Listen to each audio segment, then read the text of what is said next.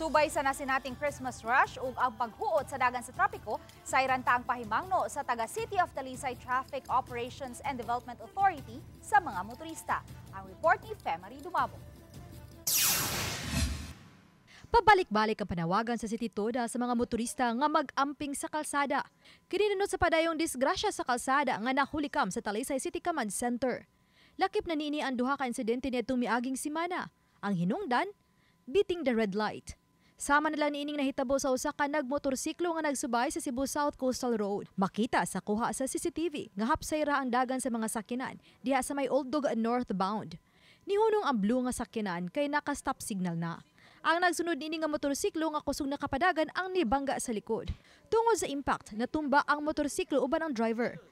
Samtang sa tingwa gihapon nga makaapas pa sa go signal, ani ay motorista nga nabag-id sa gisundan nga puting sakyanan.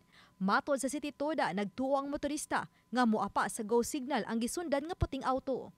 Apa ni hunong ang auto busa misulay siya sa paglikay sa sakyanan aron di niya madumbulan. Apa ni saghid gyud siya sa kilid sa auto. Natumba ang motorista nga niigo sa tapad nga sakyanan ug hapit pa gyud maigo ang iyang ulo ngadto sa sakyanan. Subling pahimangno sa City Toda sa mga motorista nga mosunod gyud sa traffic laws aron dili madisgrasya ilabi na ning nagsingabot nga Pasko.